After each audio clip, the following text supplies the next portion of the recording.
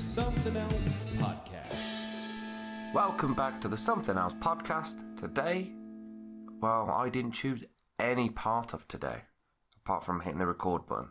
That I did choose. I chose that. Today, it's all about Sam's Choice. I think I'm going to start this as a series. Sam's Choice. Ooh. So, as I said, I've had no involvement on this. I just said to Sam while I was at work on my break, I'm not going to do what I wanted to do. I want to basically have Sam choose a topic and we discuss it. So, Sam, say hello, really, and take the mic. Hello, for one. And today we're going to be discussing parenting styles. Ah. So, what I'm going to get you to do is I'm going to say what this parenting style is, the title of it essentially. Yeah. And then you're going to guess what it is, and then we shall see if you're right, basically. Okay. Yeah. Okay. So, are you ready for the first one? Because now part of my teacher brain is like, God, you better get this right. This is going to be interesting. Yeah. So, the first one is authoritarian. Authoritarian. Parenting. Right, I can't say it, so I'm going to go with...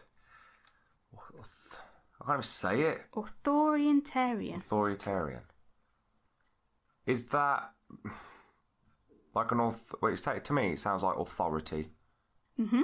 Or Yeah. someone who writes books. Oh, okay, so it's authority. So would you say that's where it's the hierarchy of parent and child? So it's like my way or no way? Essentially, yeah. Okay. So, it says that... Is it still practiced? I'd I'm say saying that. so. I guess any parenting style's still practiced. Yeah, I'd say so. I'd say this is a bit more old school than what we're used to. But, so basically it's parents' way is the only way. Parenting. Okay. So, usually it's a lot of discipline within that parenting style. Yeah. And a lot of punishment towards that. Which, it's a bit frowned upon nowadays, punishment. Yeah, especially in our society. Yeah, and it's... You so much as look at a kid wrong and you're labelled a bad parent. Yeah. It's also saying that the communication is mainly one-sided, so from parent to child. So parenting is my way is the only way, and that's it. And then it's almost a little less nurturing as well. Yeah, you'd kind of expect if it's all one way, there's not going to be a lot of, oh, I love you. It's going to be, you disappoint me. Yeah, it's a lot. I wouldn't go that far, but it's usually like, let's use Ted for an example. If you were to turn around to Ted and go, you cannot throw that toy because I said so. That is that type of parenting style. So there's no real, like, if you throw the toy, it's going to hurt someone. No, there's no explanation behind it. It's usually almost a point in telling. It's the Matilda syndrome. It is. From the book or the film, depending on what you like. Yeah. I'm right, you're wrong, I'm short, you're not. I'm pretty sure Danny DeVito said that, and he's pretty damn short. He is. He's cool. He is awesome, though. Oh, God, he's epic. Yeah. So, yeah, what do you think of that type of parenting style? To be fair, not to the extent of what it is, but I do think it's to teach, not morals, but to teach, in a way, respect, especially your elders. Pardon me, I think in my very first nursery, there was this, I can't remember names, to be fair, but there was this family, and it was really good because Dad very much suited the style I can't pronounce. Yeah. And all it was his son, on the way to nursery, he was being a right pain for his dad, and you could hear him walking down the alleyway to where the nursery was. And when he came in, he hung his coat up, and our coats used to be by the bathroom, and I could hear him having a go at his child. And basically, he was very much like, I am your dad, you will listen to me. Yeah. I am here to help you. And like, he's proper laying him, but the words he was using, I could not fault him. Yeah. And after he's like, I'm so sorry you had to hear that. I was like, mate, don't apologise, you've just disciplined your son. Yeah. You have explained. Yeah. I was like, if you just went in and gave him a bollocking, I'd have to step in. But the very fact you was explaining to him why, I was like, I can't really say well done enough. Yeah, definitely. So I think if it's used properly and evenly, as I say before in pretty much every podcast, get a bit of Thanos in there, 50-50, get the seesaw going. I think that kind of styling of parenting is useful, but just not into that extent. Because you can't just have one way. No, definitely not. I'd probably agree with you. You know, with that. no such thing as a one-seated seesaw. It'd be very boring. Yeah, I'd agree with you. I'd say that, you know, you do need to have a bit of almost boundaries, I suppose, and stuff. Yeah. With kids, like, the way we do it with Ted is very much like what we say goes, but reasons behind it, I'd say. It's giving him the understanding. Like today, he was playing in the forest, and they love playing hide and seek, but I gave him ground rules. Is this at nursery? Yeah. Yeah. And the rules were, you can hide here, but you can't hide there because... Yeah. Like something silly, like you don't hide in the toilet because there's wee and poo in it. Yee. Who wants to hide in wee? Well, you know, some children might. But this is very different to, obviously, what that styling is. Yeah. I keep saying styling, what that style is. Yeah. But it's showing you that, for me, as I've always gone on about with you, there has to be a reason. Yeah, definitely. Children need reason. Yeah. But yeah, I mean, like I said... You've always told me that. Yeah, exactly. I mean, I would say that's a part of it is a good style. Yeah. Not a complete style. Yeah. Would you like me to move on to the next one? So, the next style of parenting is called permissive parenting. Permissive? Permissive. Oh, well, that says perm. Or so I'm going to say permissive. I can't talk apparently. Okay. Permissive parenting styles. Permissive. Okay, I was going to make a joke about perm and hair. It's also called indulgent parenting. Oh, interesting. Okay, with that word, I'm going to say it's massively rewarding or something like that, like over the top nurturing. Yeah, I'd say so. Yes. So it's a bit more. They let the kids do what they want now. So it's, you can go and do what you want. I won't give you any guidance on it though. Okay. I'm going to be your friend. I'm not going to be your Swedish. Yeah, I'm going to be your friend. I'm not going to be your parent. I will do limited guidance to it. So it's like, go and do whatever you want. No rules. Go and do it. Let them figure out their own problems. Okay, I quite like that. Yeah. To be fair, I would probably have more of that than the first one. Again, in the forest school, I think it was only since doing me training for that I found, especially in society now, and I've only been in, early years really, for 12 years, really? Yeah. And what I've noticed is you're very quick to say, oh no, you can't do that. Mm. You know what I mean? Like, yeah. At work, I let the children use the scissors to cut, and like sometimes it's like, what are you letting them use them for? I'm like, they're child scissors. They can use them. They're used for cutting paper. What do you want to do? Give them a knife. Yeah, the thing is, they have to learn how to use this stuff at some point. That's what I was getting at before, the scissors part in the forest school. And this is what I learned. This wasn't even with children. This is on a course with adults. And what I found was the teacher or the tutor that was leading the course, he was talking about how you can learn in a completely different style in the forest because you're in the element. There's so much risk and hazard.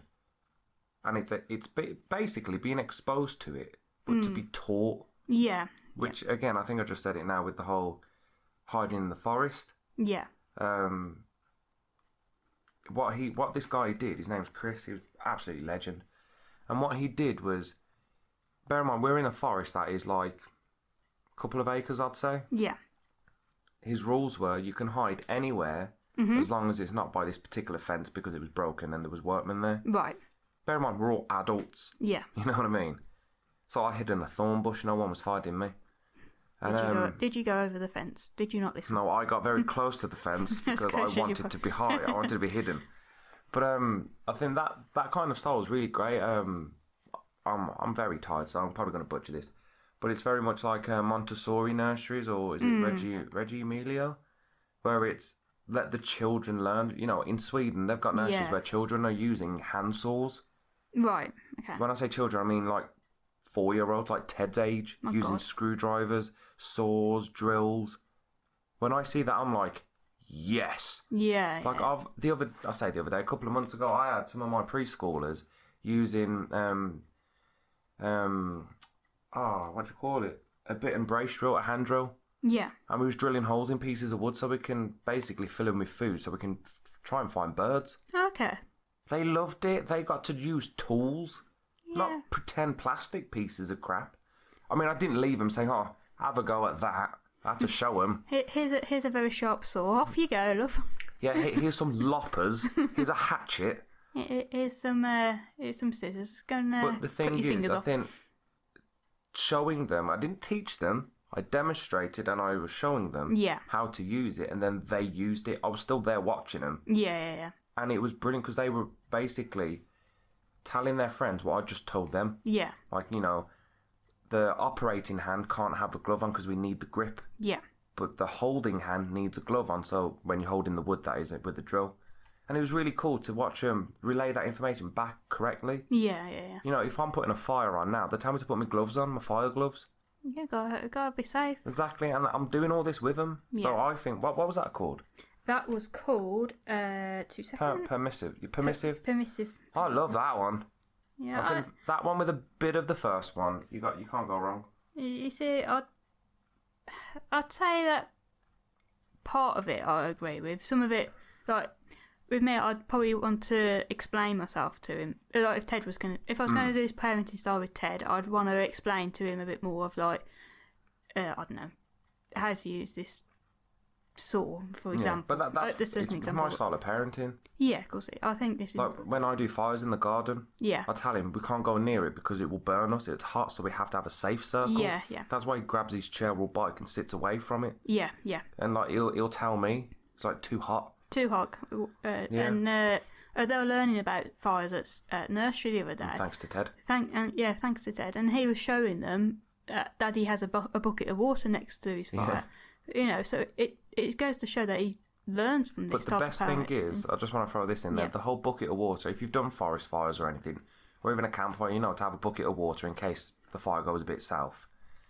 But the thing with Ted, I've always said water for the fire. Yeah. But I've never really spoke about it. He sees me put it out. Yeah. But the fact that he's then gone to school, or nursery, sorry, and spoke about the bucket of water, that's amazing. Yeah, I mean, that does me proud. Yeah, definitely. But, I mean, I love that style of parenting. Probably not to the extent where it's, I'm your friend, not your dad. Yeah, I wouldn't. You know what I mean? I wouldn't take it that far. I mean, if you've got a good bond with your kid anyway, you know, you're friends anyway. Exactly. But, yeah, I quite like that one. Yeah. Shall I move on to the next one? Please. How many are there? 5? Or... 4. There's, 4, okay. It's number 3. So are you ready? We're on number 3 now. We're on number 3, yeah. So this one is called Uninvolved Parenting. A couple of names come to mind. Well, I would say that's as it is. Parents are. Would I be right in thinking that's kind of like what we've just spoke about, permissive, but with less nurturing? Pretty much, yeah. So it's more of a... #neglect. I wouldn't go that far, but it's parents that maybe didn't want to have children, maybe, and a bit more, I don't know what to do with them. Okay. So it's a bit more... The clueless. In a roundabout way. In a very nice way, I think, saying. So it's a little bit more than the last one, so a bit more, I don't know what to tell you, so I'm not going to tell you what to do, essentially. Okay. Excuse me. Oh, so it's not like directly I don't want, like, it's not directly I'm not teaching you or anything because you're crap, it's because I don't know what I'm doing myself. Yeah, I think so. Okay. Yeah, or they're not interested in that type of way. That's not exactly a style of parenting, that's just... Apparently it's a bit of a neglect. I've adopted the very Victorian one that I can't pronounce. Oh, I do permissive, what do you do? I don't know. Dunno. Oh, was it uninvolved parenting? Yeah. Where's your son? I don't know. You know what I mean? It's like, there's a few names I can think of. I mean, I can see why they've called it what it is, but it's not a bloody style, is it? That's just a... You don't, actively seek out, I'm going to do the uninvolved. I'm going to Google this. I'm going to use that at work. What are you doing? I don't know. Why are you teaching the children about accountancy? Why not? You're doing it wrong anyway. I don't know. That should be called I don't know. Bloody parenting. That's a stupid one. I don't agree with that. I don't agree on the basis of that. No, I think someone made this up, to be fair. But Oh well, it is a parenting style apparently, and I hope there's not a lot of parents that do this type of parenting. To be fair, in this day and age, there's probably a lot more than we think. Yeah. Which is very sad. Very sad indeed. Mm. Shall we move on to the next one? Yeah, because that one makes me want to cry. Yeah, we don't do that I one. don't want to cry. It makes me angry. It makes me want to fling feces Ew. right in their mush. Yeah. Right, next one is authoritative parenting. Authoritative parent. Yes. Ooh. I would say that's very similar to the first one, the one I can't pronounce. But, I don't know. I'd say it's similar. Yeah? I would say we are this type of parenting. It's very similar to the first one, but it's more explaining behind it.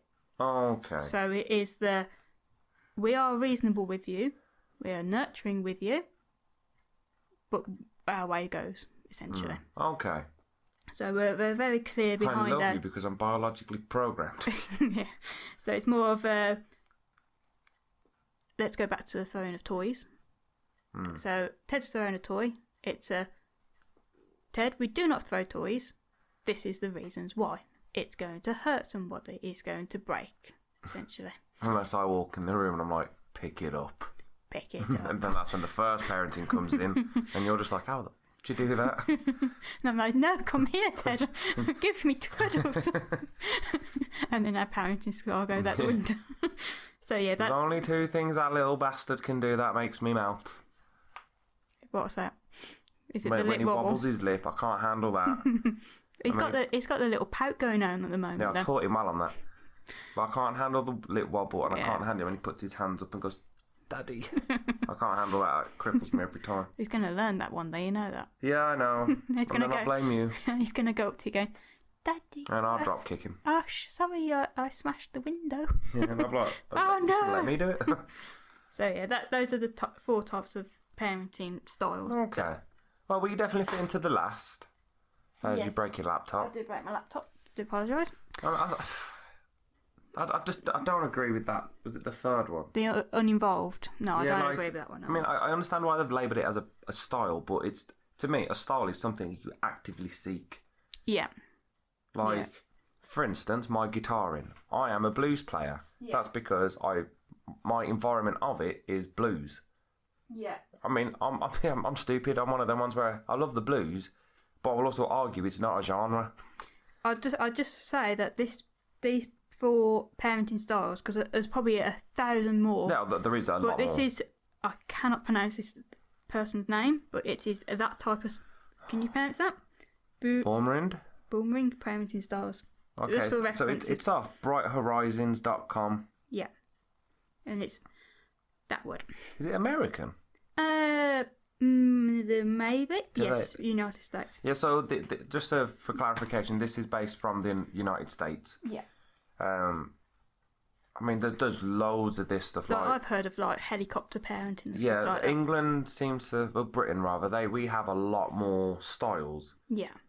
but that's because we have tons of theorists and stuff on it. Yeah, I'd say there's a lot of, like I said, there's thousands of different styles, but those are just four that we found Yeah. out that we wanted to discuss, that's all. But I think it's going back to what I was on about with the guitaring, just because it kind of fits in.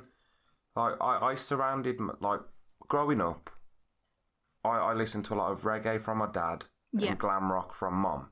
Then I had my sisters listening to R&B and whatever the hell else. Then suddenly I found the blues. Right, it started with Jimi Hendrix of all people. Yeah. But even though I surround myself with blues, you know, I do it all the time on the guitar. I want to go and play like heavy metal, and I always play a blues lick. Yeah. But that's because I surrounded myself in it, so I inherited that style, I guess. Yeah. But I will also argue that blues isn't a style; it's a feeling. Mm-hmm. And I think with parenting, I would say it's heavily about how you was raised yourself. Yeah, definitely. Like I would say, my parenting is very based around how my dad raised me. Yeah, I think you're a mixture between your mum and your dad. You I'm are very. I'm very half and half. Yeah, Of definitely. mum and dad, but my parenting, I guess the sterner side is dad, Oh, whereas definitely. the nurture side is mum. Yeah, of course. I mean, the difference with me is I can bond with children like dad. You know, He's a man's man. He's an alpha male. All the snowflakes are going to hate that. He's more can speak to older children a lot better than he can with a lot younger, like babies. I mean, he's more comfortable with. I mean, he's a menacing bastard. I'll give him that. Yeah. But it's one of them ones. So I think some of the styles, like that bloody uninvolved one, that one just really bugged me because to me that's not a style. That's just, to me, that would be people that haven't had guidance themselves. I don't really want to. I'm not going to name names, but my dad is probably one of those type of parents, only because of his upbringing. Yeah, I was going to say, which backs up what I just said. Exactly. Like some of the guys I went to school with, you know, they're not doing so great, raising their children so great because they never got treated well, or not in the sense they got beat, but they just didn't have involved parents. Yeah. Which is sad because I would find now in the profession I'm in, because a lot of parents have really busy work schedules. Yeah. That the children spend more time with the practitioners. Yeah. You know, some children leave our settings, like not the one I'm at now, but previous ones, and like they're there from 7:30 till 6:30. By the time they get home, they're in bed. Yeah. They maybe see their parents on the weekend, so would that mean they're uninvolved? So you could class like me and you as that type of parenting though, because we leave Ted in nursery all day. We see him for an hour or two in exactly. And you know, it breaks my heart to do that, but it has to be done sometimes. So we do make up on the weekend though. We go absolutely overboard. Of course we do. So he knows, you know. He knows that we love him and whatever. But I suppose from like a practitioner point of view, children that maybe have that particular style, I tend to find that they just don't have an attachment. Yeah. They're the ones that just kind of wander around and be like, it's all right. Yeah, probably. It's really weird. Yeah. I think that a mixture of 3 of those parenting styles is probably the best, I'd say. Because, I mean, the uninvolved one, I don't agree with. If you're going to have a child, you've got to be involved with them. It's like, I've said it before, like with the whole just kind of let them explore. I'm up for that, but I think there's got to be a bit of boundary setting beforehand. Exactly, like, yeah. For instance, if you want your child to play in the garden, just make sure there's no cat shit on the floor, needles or anything. Let them explore. Yeah. In our forest school, we've got loads of bushes, loads of plants that grow fruits and berries. Yeah. But the ones that are there are not dangerous. Yeah, of course. So if they eat it, we're not bothered. They're just going to shit it out anyway. Yeah. So we're letting them explore, but it's safe to explore. Yeah, I mean, I do it with Ted when I've been doing a lot of gardening just lately, you know, tidying up, and I'm getting him involved in it. But I don't sit there and watch him constantly. He's running around with a fork in his hand, not dangerously, obviously, because I wouldn't let him. But you know, he knows that is for digging. It's not for waving around and you know, stabbing people with. But he knows that fork is going to go in the ground and we can dig a hole, we can find wiggly worms. That's the thing he wants to do. Yeah, no, he runs away from it. Yeah, as soon as we find one, he will scream and run away. But it's that... That's where my authoritativeness is. You will stand there and like those worms. Look at them wriggle. But yeah, that's the parenting style that I like, is the, here you go, you can use this, but you have to be careful with it because of these reasons. Which is exactly what I said, it's the 50-50. Yeah, definitely. I think that's the problem, especially with the way life is now. Not because of the pandemic, I don't give a shit about that. Yeah. But the very fact that you can't do anything. Like, it annoys me because you can't do anything without looking like a bad parent.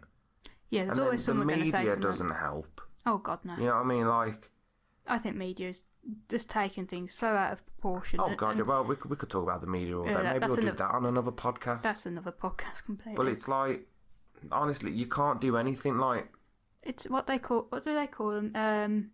The mommy police, I think they call. Yeah, don't even get me started now. They are no worse. They're just bullies and nasty people. Why would you do that? Keyboard warriors. That's exactly what they are, isn't it? It's like, I mean, I think I've spoke about this before. Shane the Chef, bloody love that show. I love that show. We watched that earlier. Like, that show, you bastards. I wanted to watch that. But the thing I hate about it is Shane is a chef. Mm-hmm. It's his name. Yeah. It's his programme. Leave him alone. But his wife's died, innit? Yeah. And that angers me because I don't know how she died. Do you know? The villagers. Well, yeah, I could go into my theory about this. I think I did it on the very first podcast, actually. Did you do Shane the Chef? I don't know. I'm going to have to now. But basically, his wife dies, and I don't know how she died. Yeah. So I thought I'd Google it. I was like, how did Shane the Chef's wife die? And I went into a bloody mommy forums. Oh, they're going to know. You know what they were bloody moaning about? The theme tune. Oh, it's out of tune. What's with the theme Have tune? they listened to it? It's fucking in tune. What I'm hearing is they don't like children singing because that's who's singing it.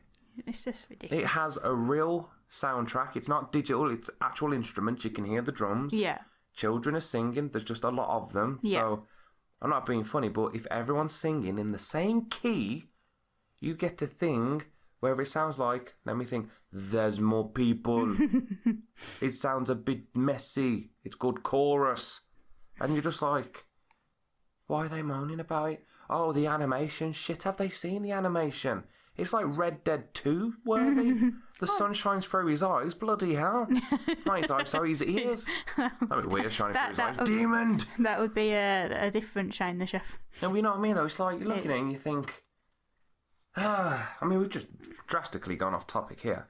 Yeah, But I think it's because of the society we live in now.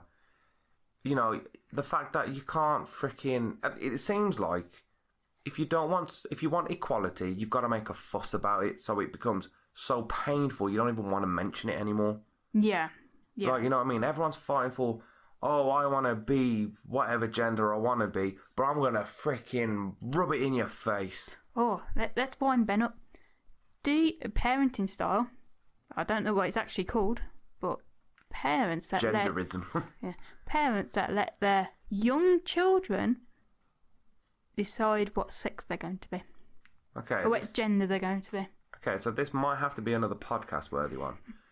Like, for me, like, here's a cool one. I do try and teach gender-neutral subjects at work. So I'm a massive fan of the home corner in the role play. I don't like dress up. Mm-hmm. I like materials. And they can be whatever they want to be there. Because at work it annoys me because we have a Spider-Man suit and a Spider-Girl suit. Oh, okay. Right? Mm-hmm. I don't like it because one looks like Spider-Man, the other one looks like a fucking blue tutu. Because you know what? It is a blue and red tutu. Yeah. Why do girls have to wear skirts? We don't. You know what I mean? Yeah. It's like, it really pisses me off because it's like, why are we teaching children that to be a superhero, a girl or a boy, you've got to have different attire? Yeah. Why can't we all have the same attire? And I do try and teach that. Yeah. Now, another one I fight is, I've got no hair, I've got a beard. Mm-hmm. And I always do it like, oh, I'm going to grow my hair. It's like, you can't have long hair, you're a boy. I'm like, I used to. And I'll show them a picture with my long hair and they're like, whoa. Yeah. I mean, it wasn't massively long. No. But it takes up until the age of 2 for a child to become aware of gender in the sense of blue is for boys, pink is for girls. Yeah. And that's what I'm trying to break. Mm-hmm. Just because you're a boy doesn't mean you have to have this colour. Just because you're a girl doesn't mean you have to have freaking ponies. No. But the problem is, I don't agree with children choosing their gender on the basis of how many adults don't know what they want. Oh, yeah, definitely. Like, I'm 30 years old, didn't really know what I want to do. I started off I wanted to be a stuntman. I wanted to be a firefighter, a marine archaeologist. Then I went to forensic scientist. Now I'm early as practitioner. Now I want to be a forest school leader. Yeah. My mind changed so bloody much. Yeah, definitely. It's the same with me. I wanted to be a vet or a vet assistant. You wanted to be a scientist as well with me? Then I changed my mind to be a scientist. Then I went back to being a vet. And then I changed my mind and became a quantity surveyor. Exactly. Three very different things. Exactly. So how is it, say, a 3-4-year-old can know what gender they want to be? It annoys me. I have no quarrel with boys wanting to be in a dress. That's fine. You go and be, whatever you want to dress in, you dress in whatever you want to be. It's when parents push and push for these kids to, I don't know, let's say Ted turned around and went, Mummy, I want to wear a dress today. all right, if you have a dress, you can wear a dress if you want to. I'm not going to go, yes, you wear a dress, and we're going to wear a dress, and we're going to go shopping, and we're going to buy you all the dresses in the world. No, he wants to wear a dress today and today only. What was that last parenting style? Authoritative. Yeah. If Ted turned around and said, I want to wear a dress, I'd be like, all right, if you want to wear a dress, that's fine, but people might make fun of you. Yeah. I would give him that understanding, because I think what happens, you just nailed it, especially in fucking America. It's like the kid says, I want to wear, I don't know, makeup. It's like, yeah, we're going to go and buy you, I don't know, makeup. We're going to go and buy you all this makeup. Yeah. Not saying they do, but, you know. Yeah. And I think what happens is, it's just like I said earlier, they're trying to make it so it's not a thing, but they make it a thing. Yeah, definitely. You know what I mean? Like, I remember in school, my mate turned out to be gay. Yeah. I knew he was gay. Mm-hmm. You just know. Yeah. He didn't, I don't want to be stereotypical, but he didn't have the mannerisms. Yeah. But when girls are making passes at him, he just didn't bat an eyelid. Yeah. But if a certain couple of lads walked past, you know, all I'm saying, the mast was up. And it was like, the signs were there. When he finally came out as gay, I was like, oh, all right then. And he made a big bloody song and dance about it. I was like, mate, I don't care. Yeah. I was like, if that's what you want, that's what you want. Yeah. I haven't spoke to him since. Because he made a bloody song and dance about it, and I told him to fuck off. Yeah. And I think the problem is... Sorry to jump in then. That's all right. The problem is, I don't think, unless you're 18, you shouldn't be able to choose. And I definitely don't agree with having fucking operations on it. Especially if you're getting it for free. Oh, no, definitely not. Because, like, people that are like, oh, well, I'm a man trapped in a woman's body. Fair enough. Go and use your money to have your operations, because that ain't fair. Because, like, me, I'm bald. You are. And at first, it was pretty goddamn challenging because you have to face the facts. You know, you got no hair. Yep. Now, I can't afford a $9,000 hair operation or transplant. No. I would love my hair back, but I think it's only because I've had to deal with it that it no longer bothers me. But before, I was really anxious about it. Yeah, you just thought that you lost your hair. When we went to cinemas, I'd make sure I had a hat on. Yeah. Just because I didn't want people to see the back of my head. Yeah. I'd always try and position myself like in front of a camera rather than so it's at the back. And I didn't like it. It took me ages to get used to having no hair. Yeah. And I think it's...